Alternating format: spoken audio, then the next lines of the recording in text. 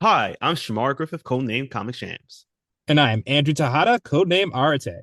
I am a blur with a love of artwork and comics and animation. And I'm a writer in Blurred with a love for pretty much the same things. We grew up together and spent formative years watching and talking about DC superhero shows and content. In fact, we still do.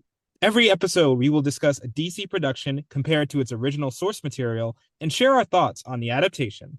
We've enjoyed our conversations these past couple of decades, and we think you will too. This season, we're getting whelmed for DC's greatest sidekicks and covering every episode of Young Justice on Yet another DC animated podcast, part of the Forgotten Entertainment family.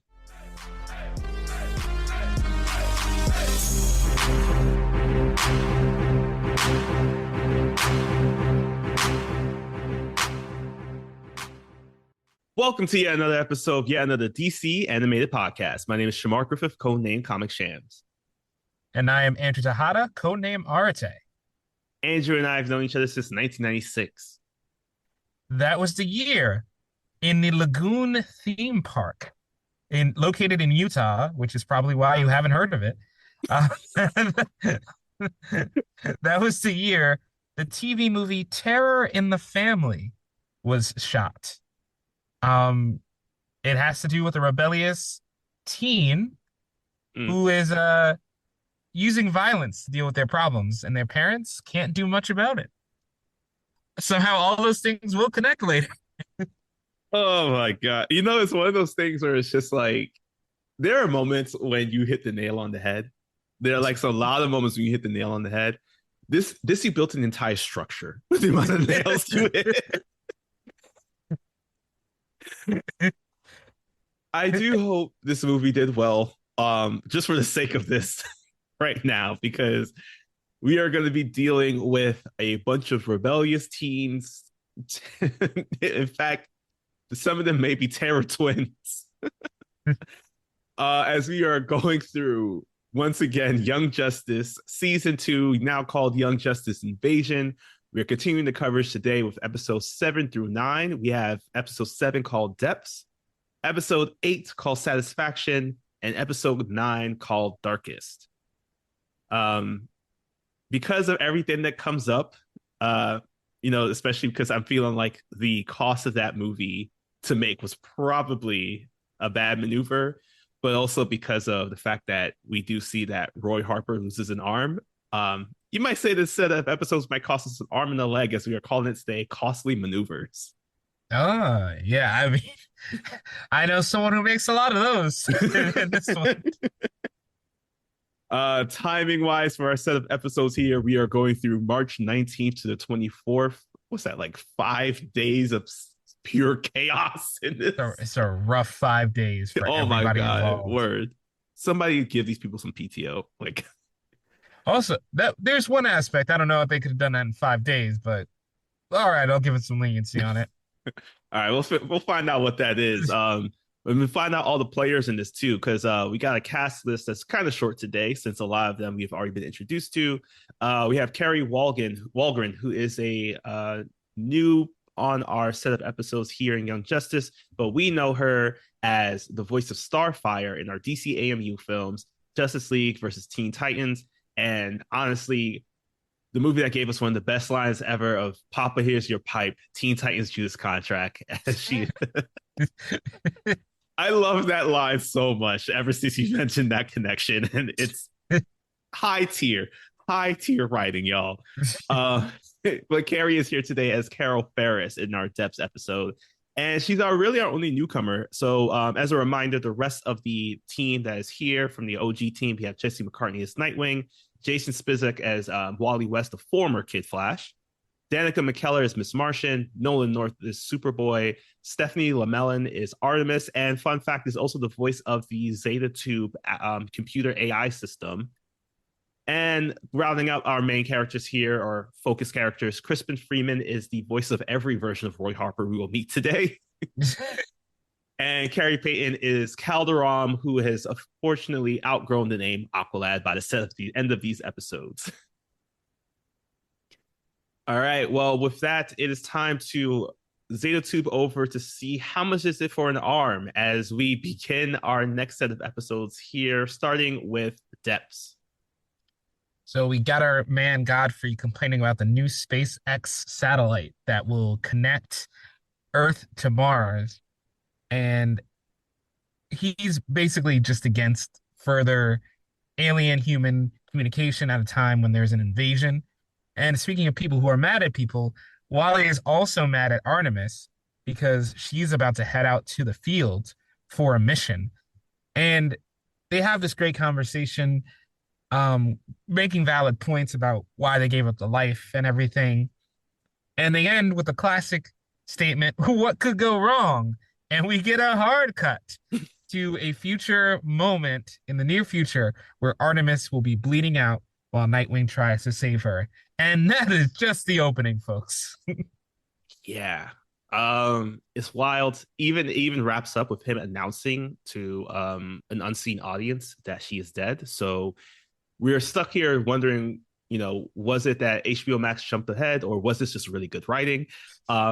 Definitely the latter, because we hard cut to the beginning of our episode here as we jump back about 10 hours in it earlier that day.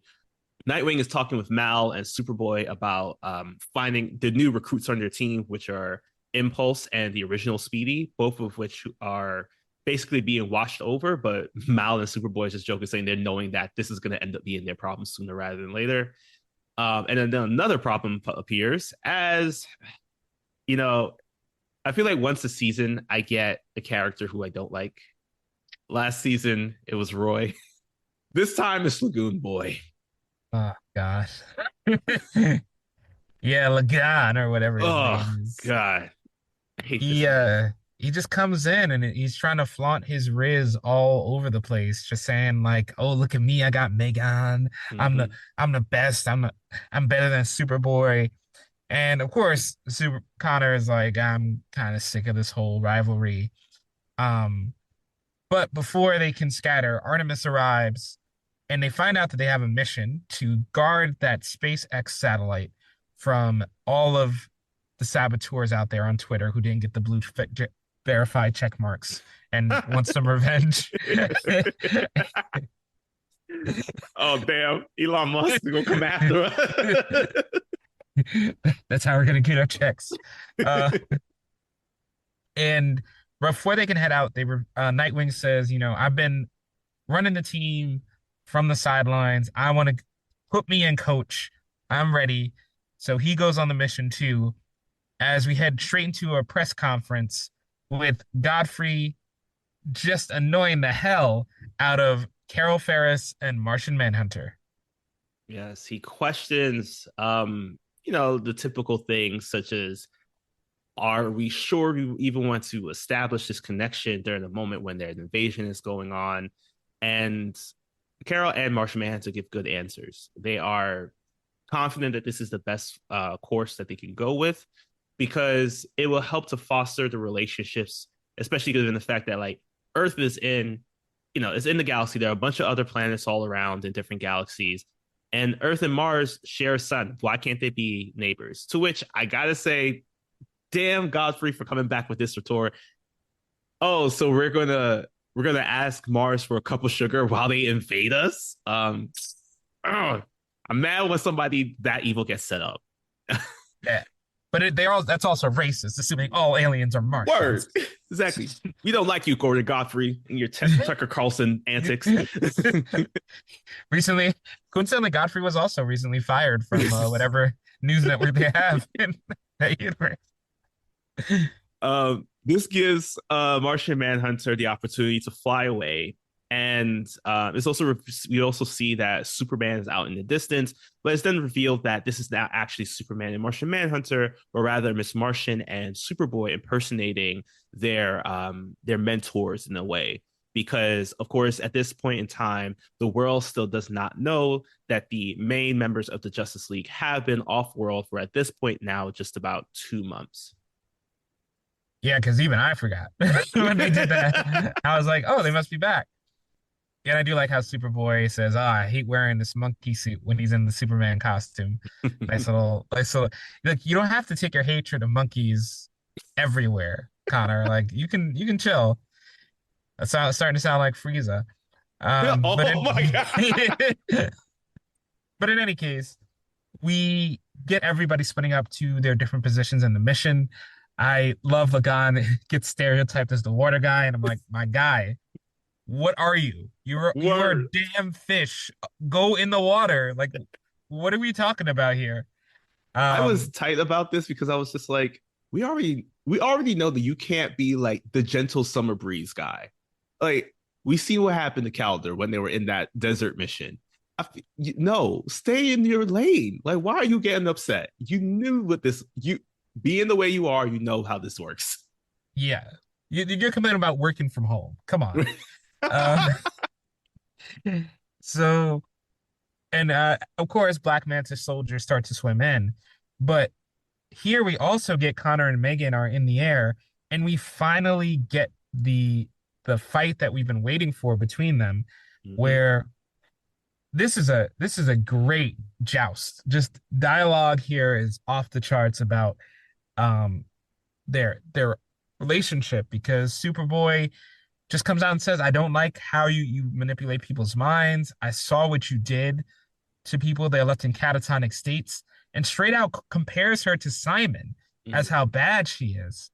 And this is where it breaks out, as in their heat in the argument, that Megan tried to make Superboy forget feelings about the mental touch. And his line, his response, she, oh, I didn't think you would notice. And he goes, you don't think I know you so well. You don't think I know the touch of you in in my mind and how much I hurt when you betrayed that. Mm-hmm. It's like, oh my God. That sounds like you got a Bruno Mars song coming out soon. Like that deep hurt. Where my boy is singing in the rain. Like this is this was again I this was one of my favorite moments of this episode because just early statement on all these episodes, each one in its own way had some really great strong dialogue, which I was surprised to see. um Not just because it's like an animated show, but just because these were happening in the middle of action scenes. Like we've this is why we like talking about these animated productions, because you get strong moments like this in a medium that not many people are probably looking at, and then boom, knocks you off your feet, on the edge of your seat, don't know what to do next. Because in our next scene of the show, it's clear that the attack is about to begin as Lagoon Boy, who is still upset about not being able to be with his angelfish, rolling my eyes very hard right now at that comment. He sees that Black Manta and his forces have come together, and Nightwing suggests that he wait for backup as Superboy volunteers to take. I didn't know these were what they were called, the rebreather. Mhm. I just called them water mask. Rebreather actually kind of makes a bit more sense. He offers to take one to head down underwater to help out, but Lagoon Boy wants to show that he is better than McGann's super ex-boyfriend. Yeah, he's the aggro one this season. Mm-hmm. And unfortunately, he's a little too confident as the water boy because he ignores the advice. He pretends there's static on the psychic link, which is pretty funny, and tries to take on Black Manta Men himself. But he is he just is overwhelmed by the amount of forces. He's just not expecting that many people. So McGann throws on some gills at Nightwing's suggestion and dives underwater. But unfortunately, she can't stop Lagoon Boy from getting knocked out by Calder, who is clearly the superior waterbender. Mm-hmm. Um, and now, as this all-out battle is beginning, Carol Ferris says, let's get this countdown going," and just gets the rocket ready to go. I never knew that was possible. I've always wondered, like, why do we wait like hours before the launch? And I'm here in my mind as I was watching this, justifying it's like, oh, maybe they're trying to clear airspace, maybe all that. And then she's just like, nah, 52 minutes left, 2 seconds left. Switch this out real quick. So for all the rocket scientists out there, why do we wait?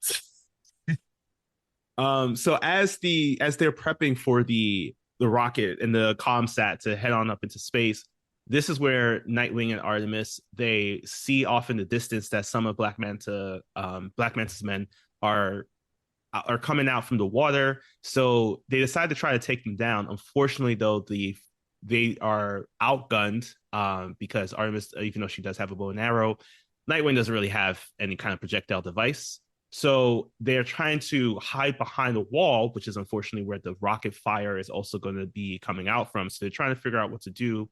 Thankfully, Superboy in the bioship shows that he has the skills, channeling his Independence Day time and just shooting everything up. He shoots down the missiles that are being launched at the rocket. He shoots at the troopers who are on the ground. This gives Artemis and Nightwing a chance to join into the fight. And man, for people who have no superpowers, I swear their hands are rated E for everybody and are just supercharged. Nightwing was doing things with those Eskrima sticks that I didn't think were humanly possible. Like he was just giving them the work. Artemis, no slouch either, proving she's not rusty. And eventually, all the forces are beaten down so much that Aqualad's like, fine, I'll do it myself, and rises from the water. And as he gets to the surface, McGann has to choose between saving Lagoon Boy, who has been captured, and taking Aqualad ordered to be taken back to the base, or destroying the missile silo that's going to destroy the rocket.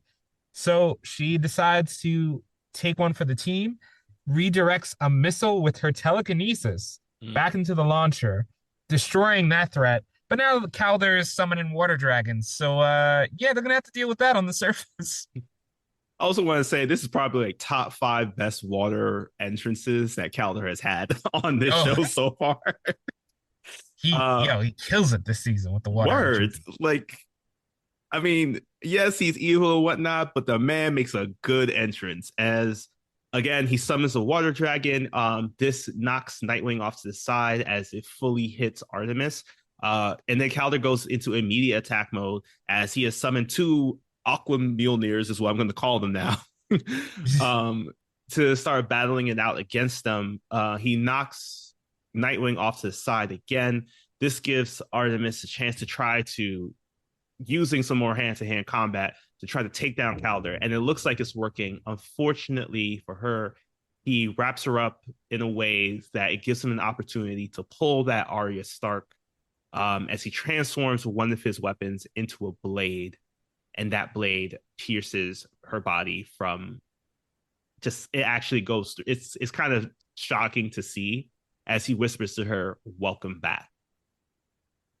So that brings us back to the full circle moment of that we saw in the intro. And to add so much salt on the wound, the rocket explodes anyway, even though they stopped all the missiles. So as we're reeling from all of this, we see everybody in the team realizing that Artemis is dead. Alcalad returns to Black Manta, where Black Manta reveals the true goal of his whole mission wasn't destroying the rocket. In fact, he had planted a bomb on the rocket that automatically detonated when it reached a certain altitude. Yo, Black Manta's not playing around. Why isn't he ruling the world? Um, but the whole test was he wanted to see if Calder would take credit. Calder, of course, was like, I didn't, it was just a random bomb. And he was like, the true character is revealed not in success but in failure, which is really good advice. This is not the way to teach your son that, though. It leads us into a moment where it's just like we are shocked because it does feel like Calder has completely shifted over to the dark side here. As the rest of the team is mourning in Mount Justice, Superboy and Mal have a conversation where Mal is just wondering, where's Nightwing because he's ready to get into the field himself to take down Calder, but he tells him that Nightwing went to go tell Wally about what happened. As we jump on over to Bloodhaven, favorite spot for Nightwing fans and Nightwing himself, where he's in a warehouse, he's looking at a picture of Artemis, the same picture actually that he surprisingly took with her back when Artemis first attended Gotham Academy. And it's just a nice thing because he calls back the line in which he says, "We're going to laugh about this someday." As he's standing there, Calder enters the room. and we're ready. We're thinking it's going to be on site. But then Wally enters the room, and walking behind him is a woman in a hood. And upon taking off her hood, it reveals that it's actually Artemis, who is alive and well, standing next to Wally. Now it's revealed that only the four of them in this room know that Artemis is not really dead. Aqualad is still on the good side and is in deep, deep cover for them. And Nightwing says, the faking the death of Artemis was part of the plan, but losing the rocket and Lagoon Boy was not. And Aqualad quickly points out it was either that or kill him, which, I mean, that would have been fine with the other way. But uh, he did he did do that to save Lagoon Boy's life. And now for the next phase of their plan, Artemis will go undercover. So there's a magical charm that she gets to hide her identity. And when asked where Nightwing got it, he goes, well, remember how the R on my costume stood for Riz? I got that from Zatanna, bro.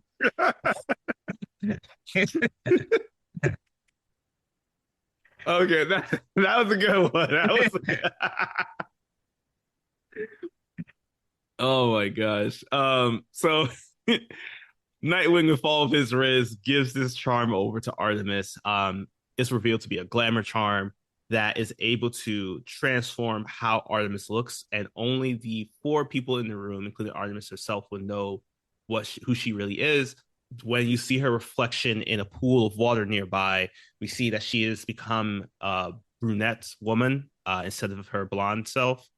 As she leaves with Aqualad, this is it. We don't know what's next here, but we do know that Wally isn't really convinced that this is the hard part of the mission, which was to, it seems, to get Artemis to work alongside Aqualad because he was too deep undercover for this, and he just needed some assistance. So, but now they know that the dangerous part of the mission is here, as it's now trying to figure out, like, will the end result satisfy this for some group of this team as we hop onto our next episode, Satisfaction. Yes. So this episode starts in a really savage place where Mm-hmm. Ollie's goatee is insulted. And Woo. it's hard. It was a hard line to open on. But in reality, we are opening on the real Roy is in the hospital with the missing arm, and he's just trying to put everything together about what happened. And it's revealed that during a mission, Roy was Roy was on against Lex Luthor. He got caught by surprise. Lex's goons grabbed him and swapped him out. And apparently they needed a constant supply of his DNA, so that's why they took his arm. Presumably, I guess, because fingernails keep growing, and they could just preserve it naturally. And Ollie, man, this man has been through it because Mm. he got fake clues that led him to the clone 3 months later. So he was like, in retrospect, they were spoon fed to me. I should have seen this coming. And you think that would be the end of this, but Ollie is not off the hook in this room quite yet. Yeah, because as the real Roy Harper is talking this through, he's realizing that, okay, cool, this other Roy Harper is a clone of me. He's lived my life. He even states that I can't be mad at you for living your life, because even Ollie points out that he spent the last 5 years looking for this real Roy Harper.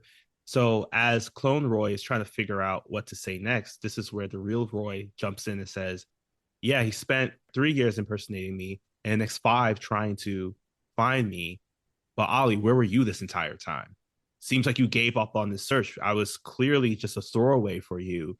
I thought we were partners, teammates, all of this. And it was clear that you, more or less, without saying that, you didn't give a shit about me, which is really hard for Ollie to hear because, again, Ollie has just gone through so much, especially with the 3 months that Roy was missing, that he decides to just excuse himself from the room. The clone Roy decides to go follow Ollie, and he finds him in the church, in the hospital sanctuary, where Ollie just kind of breaks down and says, "Damn, and I'm really a cursed mentor, aren't I?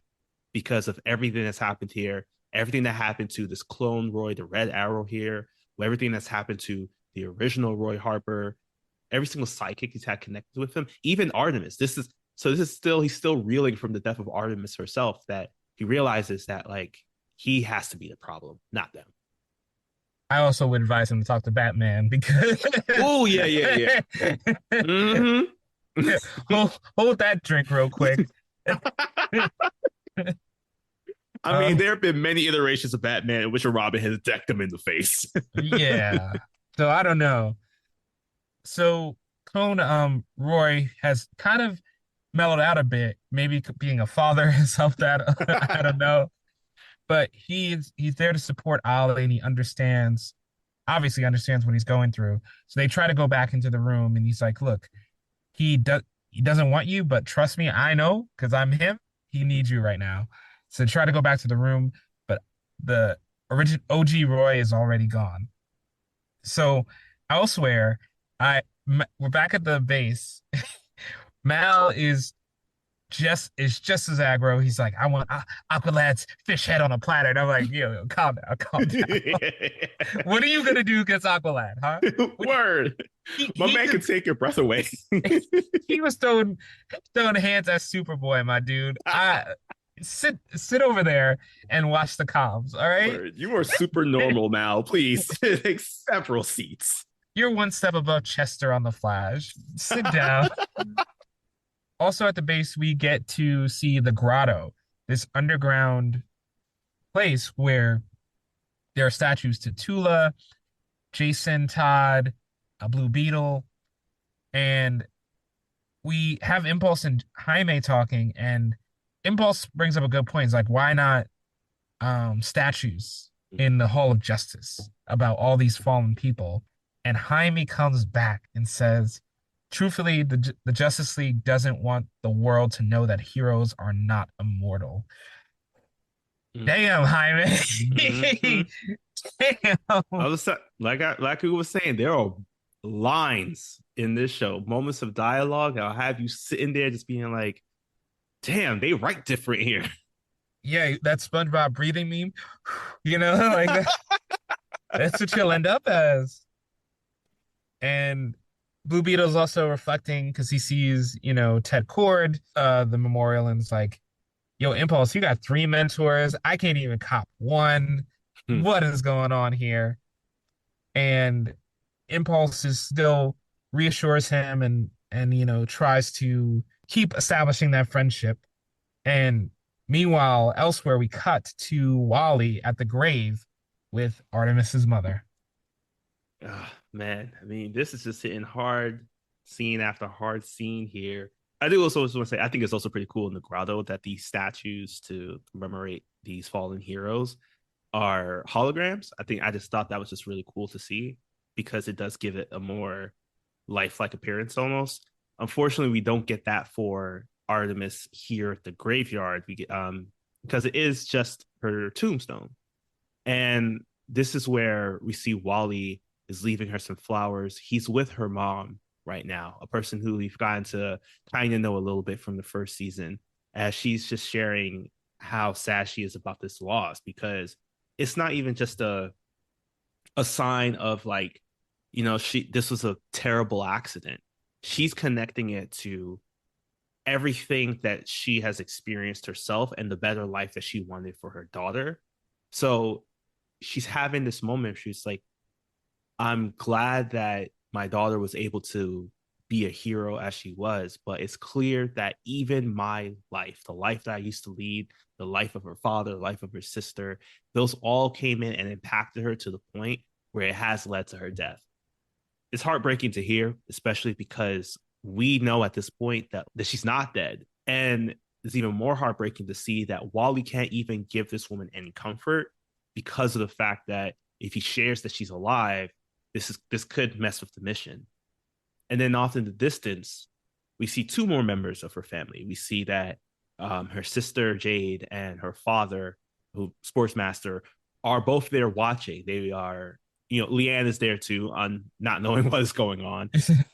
but it's a very different kind of conversation I expected to come out from them, in which Jade is like, everybody's gunning for Aqualad's head, but I'm going to be the one to take it. And Sportsmaster, um, This man. man, this man had the audacity to say, "Yo, they came after the respect of our family." I'm trying to channel my Dominic Toretto voice on this. Say they came after family, but they came after our like style of family. You can't be out here killing our family, at least not without my say so. And I was like, hold on, wait a minute. So we could get killed if you're cool with Yeah. Yeah, this time he's like, I don't want to. I can't, if I just let this go by, I'm gonna look like a punk that, right? for letting my daughter get killed by somebody else's son. I'm like, you're concerned on the wrong thing, my man. I'm mad he said, I'm gonna come after Black Manta. He and I gonna have words. He had nothing to do with your daughter's death, sir. Just to make it hurt more. Just to let people know he's not to be messed with. He's gonna kill the dad that didn't even do anything. Like this man is petty. So Oh my god. while they're planning on fish people to kill, the OG Roy goes by a secret arrow cave, and he's able to scan in because he's using him and Red Arrow have the same face, which he calls original for the name. And he gets as many weapons and tools as he can in a short time, puts on his old costume as well. And right when Ollie and Red Arrow get there, OG Roy, I gotta give it to him. He's smart because he uses a boom tube, leaves a grenade behind though that Mm-hmm. explodes and makes it impossible to follow him immediately. But Red Arrow is smarter than Ollie apparently because he's like, yo, let's just check the computer. And they see that he went to Metropolis and is probably gonna go kill Lex Luthor for all of this. And in one of the best transitions I've ever seen, we cut to Lex Luthor in his office, just signing paperwork, complaining about, being evil is so much paperwork. And without even raising his heart rate or pulse, he looks up and says, I see the boy has abandoned his hospital bed. And it cuts to Roy about to assassinate this man with a rocket launcher. Lex doesn't care. Lex doesn't care. And for good reason. Because after a quick pun from original Roy talking about, gotta love that modern warfare, he shoots this rocket launcher into the office of Lex Luthor's building as he heads on over to try to see if he landed his target or does he get to continue using the rest of his weapons in his utility belt here. Lex Luthor does survive as he heads on down to the parking garage with his bodyguard Mercy in tow. So as he's trying to figure out what to do next, we hop on over to a random scene where Connor is apparently today is Connor's birthday. Happy birthday to him. He's chatted up by this woman named Wendy, who it seems like now Connor is attending college. So this woman, she starts talking to him saying, oh my gosh, like loved your birthdays. When McGann threw them, they were always a party, always loved that you were surprised by them. It's the only reason why I remember your birthday. That hurts. Yeah. Like, damn. Like, way to say that. You have like no individuality. There's nothing else ever about you except the things your couple sends. Oh my God. It's I would be insulted. But he's got that super riz, so it's okay. Um yeah, and also speaking of random scenes, this is also a scene we also get a bridal shower for Raquel, aka Rocket. And all the heroines are teaming up, and we get a nice, really contemplative moment where they're like, "How can we do this? How can we celebrate without Artemis?" And they collectively decide she'd want us to go on. She'd want us to be happy. And again, this is all so much more tragic because we know she's completely fine. And Captain Cold who's, I guess their only direction in the notes was just laugh. That's your character. So while he's planning something nearby, it's revealed that Lex had, now that he has survived thanks to his customized desk, it's now him and Mercy in the parking garage against OG Roy, who blows up Lex's car immediately. And now it's just an all-out brawl between Mercy's laser arm and OG Roy with all his tools. And I'll just drop it quickly to because this plot line is wrapped up in two scenes. We come back to Captain Cold real quick. All the heroines suit up, and he's like, "I'm I'm completely screwed, aren't I?" And they're like, "Yep, that was overkill." Yeah, Yeah. only Rocket needed to suit up. Like it's Word. Captain Cold. Like, come on. Yeah. Yeah. Actually, only Dinah Lance, Black Canary, needed to suit up. It is Captain Cole. Even that feels like overkill, honestly. I would also be remiss to not include the Hamilton reference before Hamilton was a thing. As we know, this episode is called Satisfaction. There is a bridal shower, and there is a scene in which they say a toast to the bride, to which led me to start singing Satisfied during the rest of this scene because it was appropriate. I think Lin-Manuel set that up. I think he was behind the scenes for this one. Oh yeah, he was working with Impulse. He was like, "Yo, while you're back there in back in time, just throw in that thing real quick. I'm gonna make it happen. I'm gonna make it happen. Just let throw it back there." So now that we have wrapped up, Captain Cold is getting the his just Captain Cold happened. We have that Roy and Mercy are just engaged into, I want to say hand to hand combat so bad, but I feel like that's insensitive. They are throwing every single weapon at each other. Roy's holding his own very well. There's like a crazy amount of weapons that he has that says Mercy flying. Fun fact, robots bleed apparently in this universe. I don't know how advanced Mercy is, but this large battle leads to Roy trying to figure out how could he take down a robot with just one arm. And he looks through the rest of his it's not even a tool belt anymore, it's a fanny pack of weapons. As he grabs out of all the things he could grab, it looks like there were guns, more bombs, mines, whatever you could call it. He grabs rope, and he uses this rope and he takes it and wraps it around Mercy's arm. Now, we thinking that maybe, oh yeah, this is a terrible idea. Of course it is. Apparently, there's a thing called detonation cord in this universe. Yeah. I don't know what the patent pending process is for this thing, but it makes sense in the construction version. The way that Roy used it was just overkill. Yeah. And I also do want to mention one of my favorite action pieces here is that Roy used a nightstick to fight a robot with one arm. Bro, come on now. Um, uses a cord to relieve Mercy of her arm, and then tries to do the same to Lex. And as Lex is again unbothered. All his security shows up, and he says, basically, yeah, you could do that. And Roy's like, it would only be fair. And Lex is like, but you had anesthesia, so actually, it wouldn't be that fair. In any case, you're cornered. I could kill you at any minute, but I'm going to ask you something. Do you want revenge or satisfaction? And he hands him the case that he had taken from his office earlier. And as Holly and Red Arrow arrive to LexCorp to see it's already up in smoke, OG Roy walks out, opens the case, and reveals it's a metallic arm with all the fittings. Presumably can do anything Bucky's arm can and more.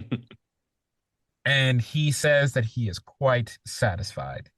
This leads into another moment which was a callback throughout the entire fight, where Lex comments that Roy has quite the arsenal. Now, we're under the impression that it's all the weapons that he has in his fanny pack. he says no. He equates Arsenal to that of the wits and the stratagem that a person might have as they're engaged in battle. Because Roy, again, is holding his own against a full on killer robot with, damn, I almost said one arm tied behind his back. So with only one hand. So Roy, upon pulling his cybernetic arm from the suitcase, he states, he's decided to go by the new name, Arsenal, as a callback to what Lex has told him. This is kind of like a little callback to our episode where it's just like we saw that heroes would lead into connections with the with villains, and some might say they are the darkest of connections, which will then lead us now into our next episode, Darkest. Yeah. And now we are back to Lagoon Boy. He's in jail trying to call out Aqualad, but Aqualad doesn't care. Aqualad doesn't is not here for his threats, and especially now that we know what he's doing, that this act saved his life. It's also doubly hard for him. So they knock Lagoon Boy out, thankfully, and he's put on ice. And Aqualad reaffirms that he'll do whatever it takes to join the light, even because apparently his last display still wasn't quite enough. So now he's sent on another mission with the real Terror Twins, Icicle Jr. and Tigress, which is really Artemis in disguise. Probably should have picked a name another step removed, but from her family's cat theme, but that's fine. And one of the most fun aspects of this is that Icicle Jr. is still hung up on Tuppence after McGann pretended to be her. They've never actually met, but he's still absolutely in love with her, which I think is so funny. I did love the fact that was it like about 5 years? My man, do you have like a picture of her framed in your room? And it's just like, well, it reminds me of like Helga probably has like a shrine of like has the shrine of Arnold. He probably has like a shrine of Miss Martian. So. Definitely Icicle, like an Icicle shrine instead of gums. But and also, in case you were worried, we do have our most jacked character here today. As I don't know what happened to this guy because Tommy Terra went from looking like Superboy in season 1 to looking like that version of the Blob from I think it was X-Men Origins Wolverine, where it was just the most jacked looking dude. Tommy Terra makes that guy look small in this. Like, it is wild. I don't know what happened. So as they're all talking about like how is it that we can actually trust Calder and all that, Tigress kind of comes back and says, are you sure you actually want to challenge Black Manta, and saying that his son and his son's right hand person aren't equipped to do this job? So this shakes a little fear into them as we hop on over to join back up with our heroes of the show. Jaime and Impulse are decide to have a guy's night out because Impulse decides to surprise Jaime by just showing up at his house in full on costume. Yeah. And I do love that they're like, why are you so hung up on the secret identity thing? It's like, yo, your world is maybe burnt out. We don't know that yet, but and it doesn't matter because everyone's mostly dead. But come on, man. And as they go to hang out, we see that Mal goes to try to pick up um the little I was like, Honeybee, that's not her name. Honeybee. I think that's his pet name for her. Yeah. Yo, Honeybee. Uh Mal goes to pick up Bumblebee. Yeah. Or Karen. I think she's Karen or Bumblebee. Goes to pick up Karen, who is busy with some college activities. So as they head out, Blue Beetle and Wally are just doing guy stuff, blowing up things and blowing up boulders in the desert with their powers. And Wally at one point takes a bunch of the rubble and creates a mural that can only be seen from the air, which, I'll give him some points. That's pretty creative, inventive use of your powers. Mm. Unfortunately, their boys' night out is interrupted when all the villains we saw earlier arrive. Terror Twins just absolutely are there to rock everybody's day. Mm-hmm. And They almost get them both, wrap them both up, but Blue Beetle's skills manage to get away. Impulse also steals the tracker Aqualad is holding. So together the duo is able to get back and go to base. Um, and Nightwing immediately calls Impulse out, being like, "You brought Tech into the cave from the mission as a souvenir, and you didn't think that was a bad idea." And he's like, "Oh, my bad." And it was a horrible idea because this device not only hacked the security, but it disabled the firewalls. So now Mount Justice is open for attack. Yeah, it is. It's scary to hear that, especially because we get all of this from Calder, who it seems now like the villains are going to head their way into Mount Justice. We do get a quick scene. Thankfully, it's a very quick scene of Lagoon Boy, who is once again in captivity. He is being transported to where a bunch of other captives are there. We also do see that Ty from our episode in which he was kidnapped. He is among one of these people from the episode beneath.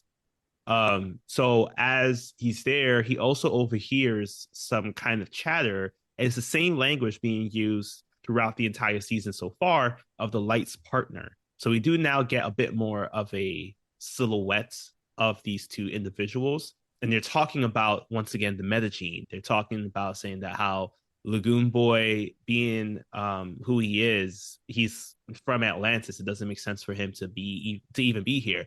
And honestly, I know they're evil, but they make great points. But they do state that because Atlanteans evolved from humans, it is possible that they are a subspecies that might have the metagene in them. So we get a chance to hear this. Lagoon Boy knocks back out. So this leads us now to the attack on Mount Justice, where once again, Aqualad comes through with the cool water entrance scene. I mean, I know my boy's hair is short, but I'm pretty sure the waves that we saw in the water were actually his. Like Yeah. fire Oh yeah. entrance.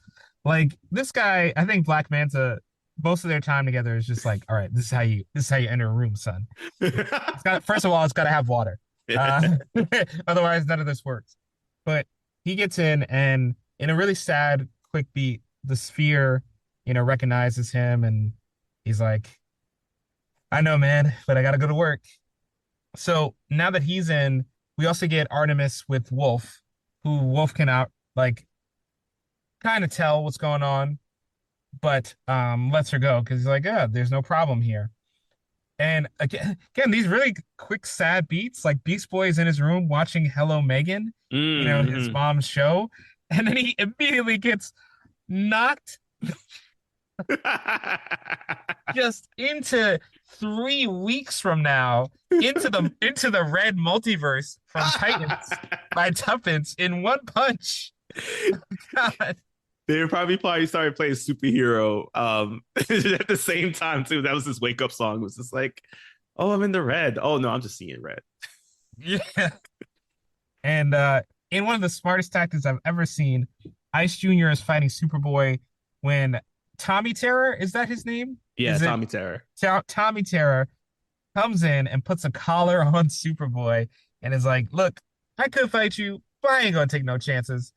Reducing Superboy's strength and now leaving Nightwing, Impulse, and Blue Beetle as the only lines of defense for the Mount Justice. And as we try to figure out what's going to happen here, we do jump back over to see that Mal is hanging out with Karen Bumblebee here. They're in Ray Palmer's office for, as we know him as the Atom. She's doing some science as he is just scrolling through TikTok on his phone. Realizes that this is taking longer than he expected. He suggests that they hang out at a place which she says to actually close down. So it does start leaving us with the questions like, is Mal actually going outside instead of just like hanging around Mount Justice, working on the comms? At that moment, Dr. Palmer does walk in and he lets her know that he's very impressed with her work, especially what's going on now, and that she probably might have to hang around for another couple hours. So this is where Mal just decides to leave, and no one even sees him leaving.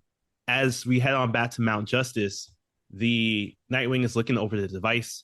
And as he's analyzing it, he first thing that happens is he hears an alarm going off and shouts out, "Ah, I'm an idiot!" As he takes out his weapons, these screamer sticks. Unfortunately, Tommy Terra had a screamer stick of his own that was Superboy, as he throws it straight at Nightwing's head. Man, this man is having a rough time. Yo, These last few word. days have been bad. So Isaac Jr. tries to take out Impulse, and I like this little exchange where he he shoots at the ground, and Impulse is like, "Yeah, shooting ice at the ground for a speedster, classic first move." So he dodges that, takes Icicle Jr. out. Unfortunately, that's going to be their only W today because he can't do anything against Tommy Terror. His punches can't move quick to affect someone that jacked. Even Tigress is rocking Nightwing to the point I'm like, I can is can Tigress beat Nightwing solo? I've kind of felt like she can, and That's a death she, battle I like to see. yeah, let's get this going, guys. And she collars him. He says, "Ha, I don't have powers for you to take away." She's like, "Oh, who cares?" Electrocutes him. So savage. And this whole sequence ends with Aqualad taking Beast Boy, Blue Beetle, and Impulse because he threatens Blue Beetle that he will blow up the base if, they don't come quietly. So he leaves the bomb just as extra insurance and also punches Nightwing in the stomach. Man, you didn't have to do that, man. Like, Yo, that hit was so hard. You like I feel like the screen shook. And then you heard the concussion, the concussive blast that came from that. And that was just a regular punch. that was like one of those anime, like Yeah, he left him on the ground like Yamcha. yeah, it was hurting. And as they get to the beach, Blue Beetle says the Scarab at least goes, "What if this is a bluff?" and tries to make one more break for it. Jaime is against it because at this point the Scarab is telling him that I could disable the inhibitor collar, but he is afraid about it being a bluff. But this is where we learn that the Scarab is a bit more powerful than we thought, as he takes over Jaime's body and immediately starts attacking Tigress and Icicle. He blasts Calder, which causes Calder to drop this quote unquote dead man switch, revealing that it was a bluff. So Blue Beetle starts charging at him, and this is when Calder releases a blast of his own magic, and this is where he states, "Okay, so at least we know that the Beetle is susceptible to mystical energy." And at this moment, because his armor is partially off, this is when Tigress takes out Set of the Dart and hits him with it, passes out. As the villains continue on with taking Beast Boy, Blue Beetle, and Impulse back onto their ship, as we're left trying to figure out what to do next, like how do we save our heroes? This is where the villains, the Icicle and Tommy Terror and all of them, they're talking about how, why is it that we couldn't take out Superboy? And even saying that like Calder's soft because he clearly didn't want to hurt his former teammates, which causes Calder to look over by Tigress, and he tells her to do it, which she questions at first, but he's like, we have to. And she takes out her own detonator as the bomb goes off and destroys the entire mountain. Thank God Mal was trying to hit on Karen because he would have not survived that one. Nope. Woo. So we find in the wreckage in the sea, Nightwing is floating on some debris with Superboy, Sphere, and Wolf, who just barely escaped the explosion. And as when Nightwing is debriefing with Kid Flash about everything that went down, it's revealed that the punch was to transfer a flash drive, though I don't know. There was some anger in there. There was some of the ancestors kind of took over for that for a minute. No gents. And it's revealed that while most of this was planned, the stealing of the metahumans and the blowing up of Mount Justice wasn't completely like they had talked about and discussed. So things are starting to spiral a little bit. And Nightwing reveals also that he got caught in the debris field, even though they had evacuated, and that's what knocked them all out. So he's saying this is all worth sacrificing to stop the invasion, that even the hall was worth sacrificing your souvenirs, Wally. And Wally does not take kindly to that. Yeah, he starts to question, are we even sure that Calder is truly on our side? And the reason why I'm saying we're calling him Calder now is because at one moment in during the whole taking of Mount Justice, Calder says, as Nightwing is calling out to him, please call him Aqualad. He says, I've outgrown Calder. I mean, I've outgrown Aqualad. So as they're now calling him Calder here, Wally brings up a good question. He says, he experienced a lot right before we decided to do this deep cover mission. He lost the love of his life, which was Tula. And he also found out that his dad truly was Black Manta, not like what he thought before, as we learned in season 1.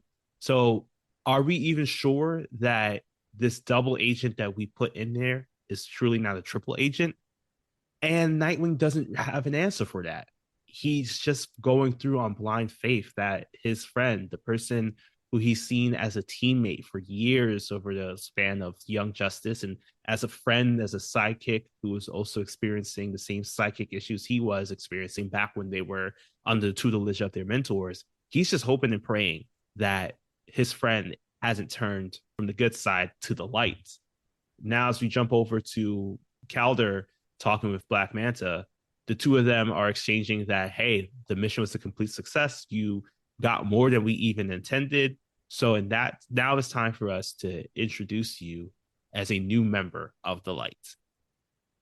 Yes, and this is where you see the council of all the top Light members.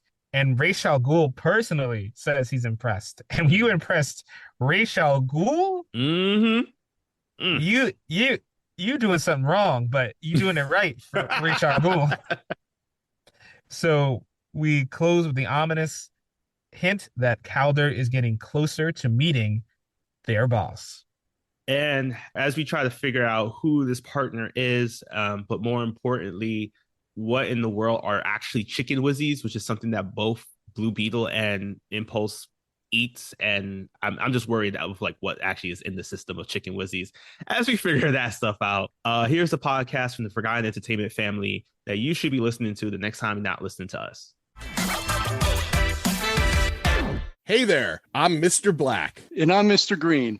And we're a couple of guys who met in a comic book store. Together we host the Pint O' Comics podcast, where we invite listeners to join us to talk about movies, TV, comics, music, or just whatever. Starting very soon, we'll be joining up with the fine folks at Forgotten Entertainment for a special limited series called On the QT, where we talk Tarantino. Every week for 10 weeks, a guest will join us to chat about every Quentin Tarantino movie, from Reservoir Dogs to Once Upon a Time in Hollywood. So join us starting in May 2021. On the QT is available wherever you download your podcasts and is part of the Forgotten Entertainment family. Ooh, that's a bingo.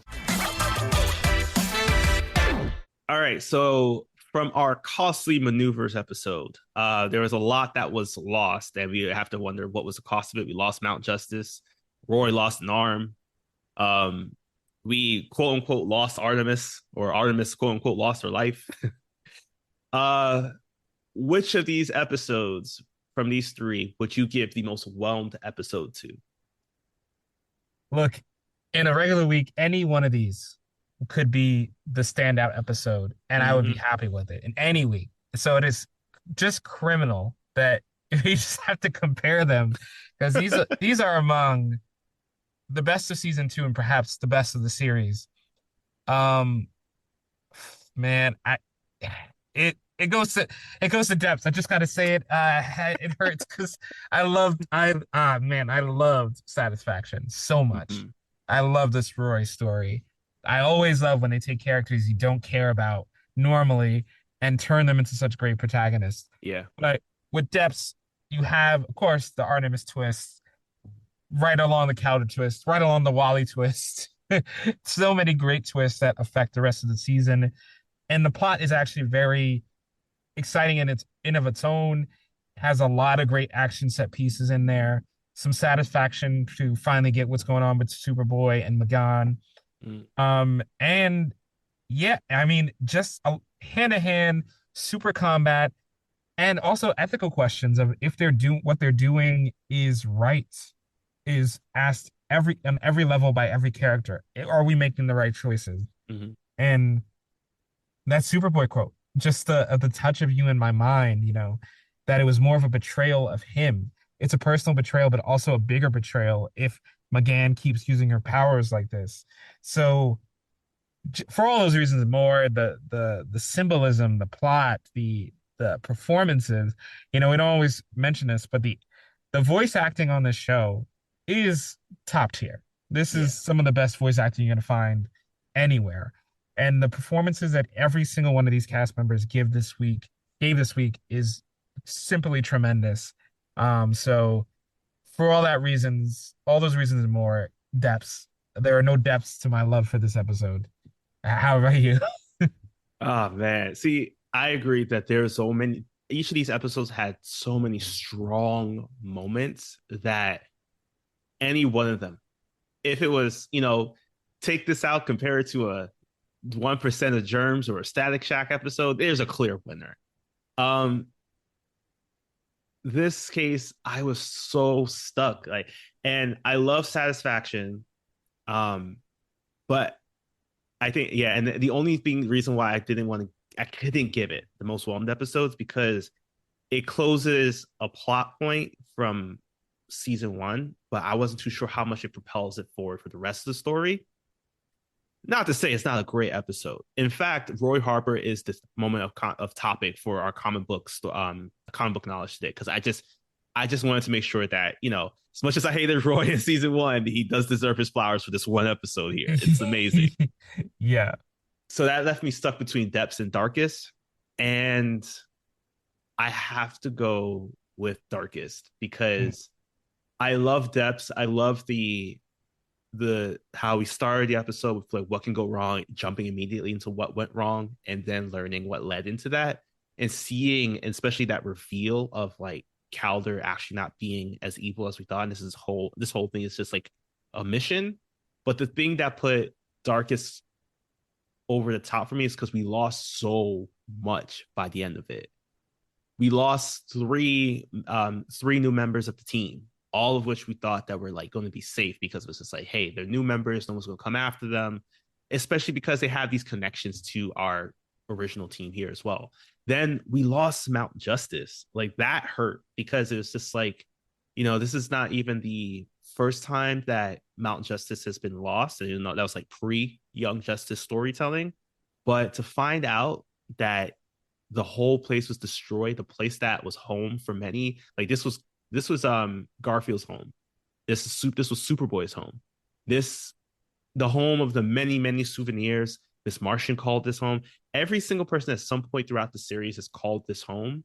I don't know what Mal's going to do anymore. Like, is he out of the job now? Like, this hurts. And I think bringing back some of these like characters that actually had ties to the team, like the Terror Twins, Icicle Jr. It was nice to see that even though these are like rando characters compared to the larger scheme of things, they've been rocking with this team since like day one. Like we have these connections with them. But the thing that put it over the top for me was Wally going off on Nightwing because it's a nice little callback to, especially because Nightwing, as Dick Grayson says, that he wasn't sure if he ever wanted to make that tough call to put his entire team at risk. He's doing it right now. We don't know what's going to happen by the end of this season, if or when the rest of the team finds out that Artemis is still alive and this was all a plot, and especially that Calder is working deep cover. And it does question too, like, is Calder really still truly on our side? Wally brought up some really great points of, hey, he lost a lot. He lost two of the biggest things, his love and his identity, over the span of a couple of months. Are we truly sure that he's on our side? And the fact that Nightwing does not know the answer to this, it's astounding to see that someone who's always seemed to be so sure of himself from season one and having that growth and knowing that he didn't want to be like Batman and now entering into season two where it seems like he's the most respected leader of them all, to be like, I don't know the answer to that. it's hard. It's really good to see. Also, Jason Spizak as Wally gave a great performance to showcasing that anger. Because you can see too that Wally has grown over these last 5 years. Because now at risk is not only he's recognizing that Artemis is lost to the side, he's lost his best friend. 3 new members of the team, 2 of which he has deep connections to, are also gone. So now it's like each character has grown up significantly over the past 5 years, and we got a chance to see how they've grown up in this core team setup here. Yeah, he's man. Like we said, Nightwing has had a rough go at it in like these past few days, and he's just trying to keep together what he has, and even his best friend is questioning his motives. So yeah, things are really feeling boxed in. And I do want to mention though, I don't want to let him off the hook for this. Within 5 days, they had a full funeral and called everybody and like for Artemis. I'm gonna doubt that one, guys. That's true. Like I need to know because like even if I would even give them the excuse of being like, oh, Batman was available, well, he probably pulled some strings. No, he wasn't. What are people telling people? What are people saying about these like Clark Kent and Bruce Wayne? Are they just on extended vacation? I mean, it's fitting for Bruce. You know, Clark Kent could be on an assignment, but yeah, I guess. I mean, let's face it, these heroes probably have a gravedigger on call, but yeah, this is a little too fast. Is this a trick of the light?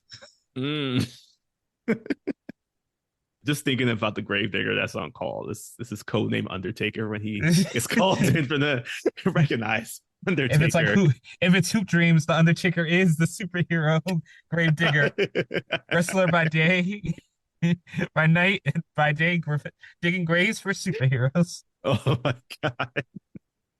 Well, that perfectly leads into a next hero who has experience with digging graves and being put in one as well.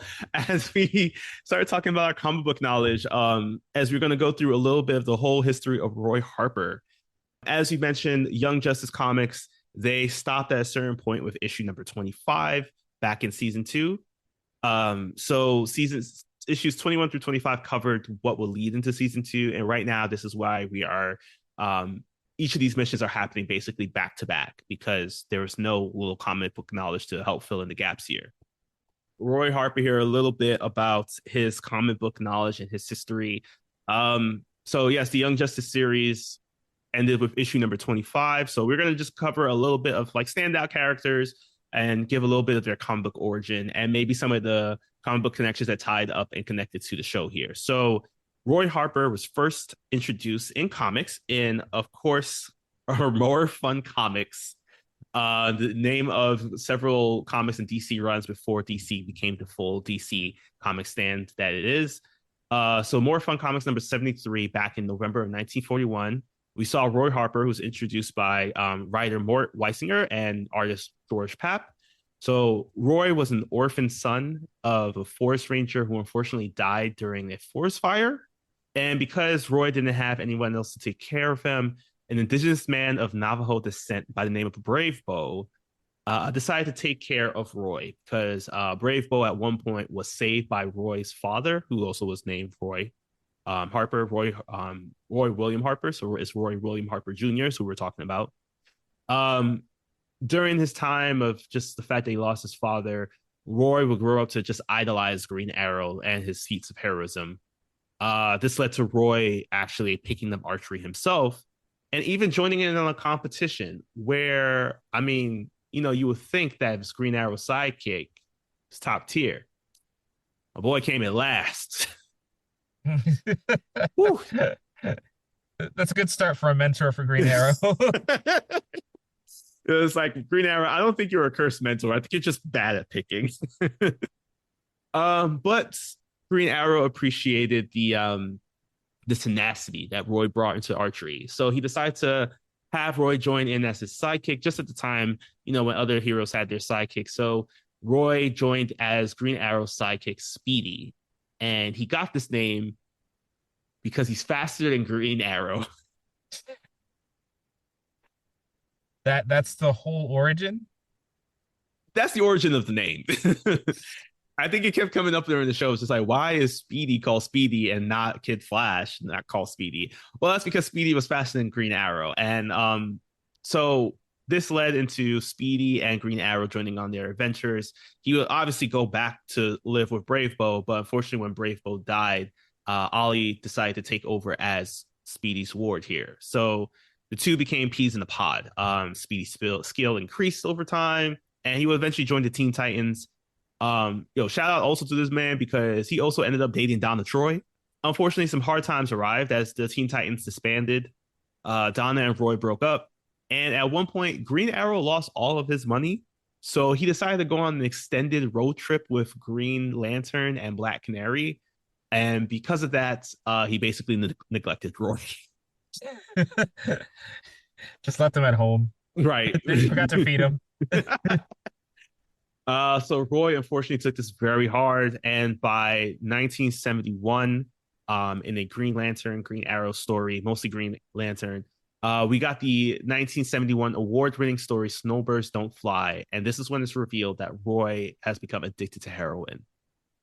This leads into Roy getting kicked out by Oliver, and throughout the years after that, Roy just spends the entire time dealing with his addiction, trying to get clean. Fortunately, Green Lantern, Hal Jordan, does bring him over to Dinah Lance, where she gives him kind of room and board so where he can stay and recover. And thankfully, he does recover, he does get clean, and this does lead to him becoming a recovering addict within the DC universe. One of the few, actually, I think, in the DC universe. So because he does get clean and recognizes that as a recovering addict, he's always going to struggle with addiction. He tries to make sure to make amends in the ways that he can, especially with him trying to join back up into the superhero game as he joins back up with the Teen Titans, where he eventually becomes Arsenal in New Teen Titans number 99, which was written by Marv Wolfman in 1993. And then finally, in the golden year of 1996, it got weird. So this is where Elseworld stories start popping up. And by issue number 2 of Kingdom Come, this is again a DC Elseworld story by Mark Waid and Alex Ross, Roy is introduced for the first time as Red Arrow. And although it was an Elseworld story, it does become popular enough that Roy, after developing this relationship with Cheshire, or Cheshire, I'm not bad about this. I know you were actually pronouncing it as Cheshire at some point in time. Both names actually work, apparently. Oh, okay. Yeah. That's a relief. Yeah. So Cheshire or Cheshire both work in the DC universe. Both are the same person. And this does lead to the birth of his daughter, Leanne. So because of his growth and eventually joining the Justice League himself, Roy adopts the name Red Arrow because through time, self-reflection, through going through the 12-step process and recovery, he decides to make amends with Green Arrow. Obviously, this is after a couple of punches that have been thrown by him towards Green Arrow, but he does battle his demons enough to recognize his own growth and decides that, you know what, even though I was mad at you, I recognize how much you've done for me, so I do kind of also want to respect that, and that's why he decided to take on the Arrow part of the name. Now, you're all probably wondering, Andrew, I probably know you're wondering this too, is there any kind of connection between Young Justice and his stories and comics? And there's a lot, including his drive to find the original Roy and the fact that he actually did lose his arm. Okay. Because I was like, are you going to connect this to Teen Titans? And, the Titans East? Oh, man. Yeah, we can't. That's a whole other episode to talk about that split.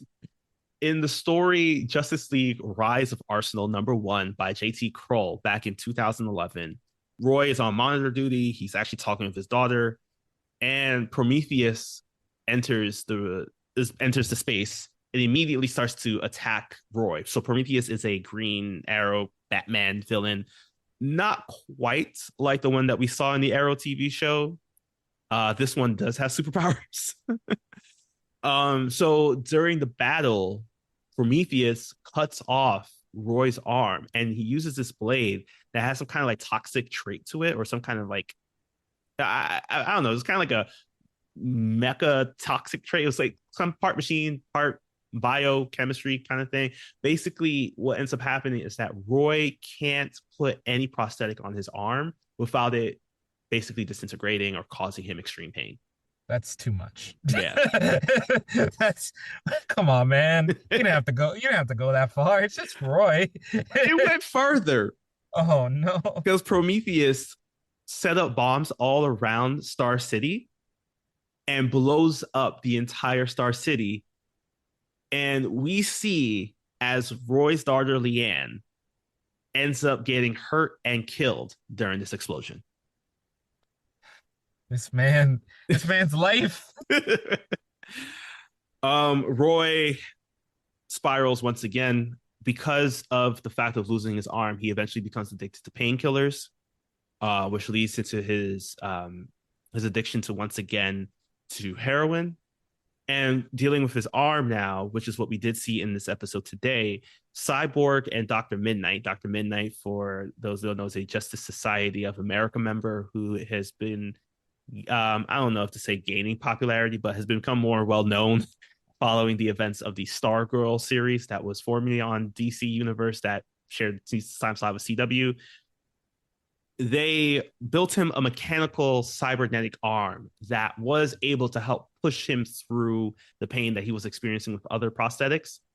Unsure if it kind of worked the same way as this one that we'll see in this series of Young Justice, but because of everything dealing with his addiction, the new arm, you could tell there's going to be a bunch more stories that are coming out of that. Once again, none of it mattered because of Flashpoint. Oh, well, you know what? That's a relief, honestly. Just scrub it all over.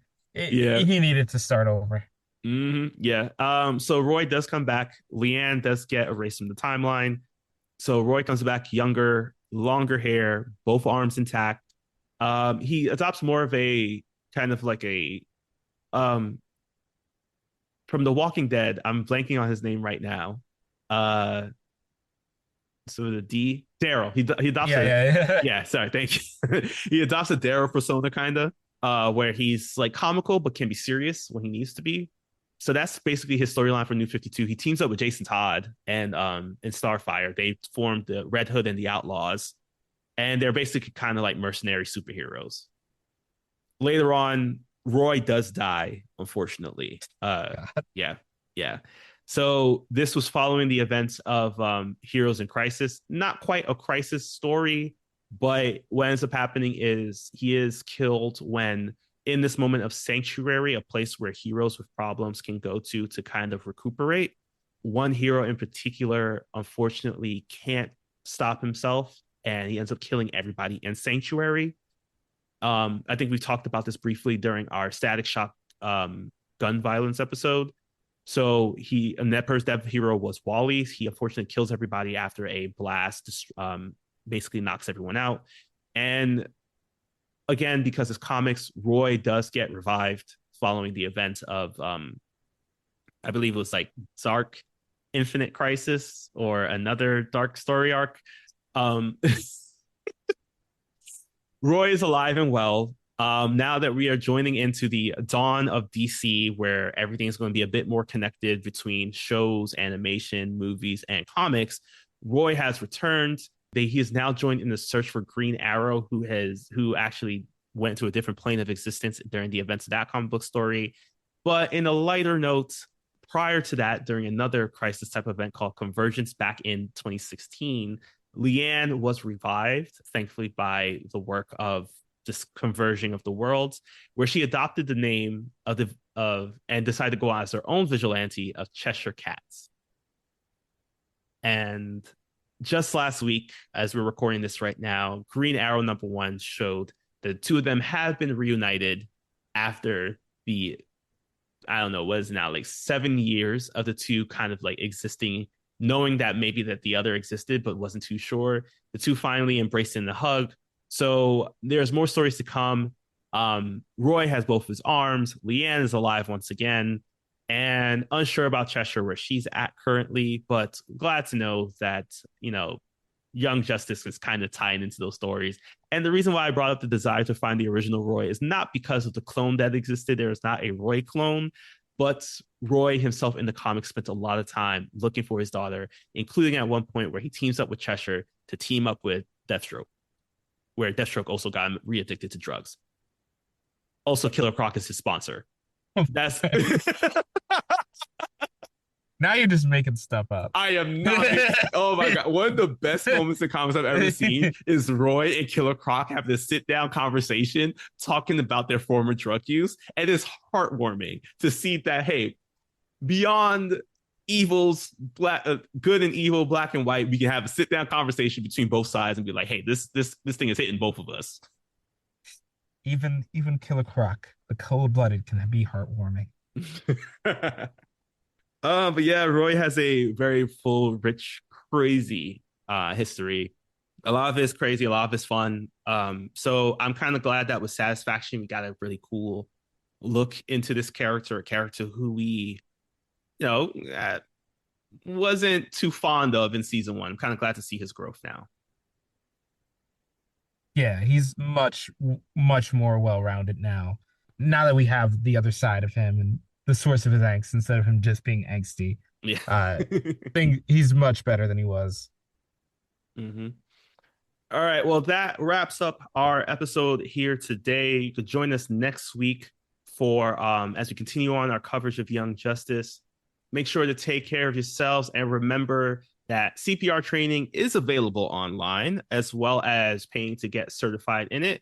And just so you always just know for future reference, Nightwing actually did the full move correctly, where it's 30 chest compressions with 2 breaths being administered right after. Repeat the process until proper service can arrive. And if you are losing count on the way that the chest compressions can fall, some songs that may help you are Staying Alive, Never Do, Another One Bites the Dust, but also Bad Bunny's Titi Me Pregunto also helps out a lot too. And if you're the only person in your superhero team with no powers or no costume, go hit on that girl. It might save your life because you weren't there for the big base explosion.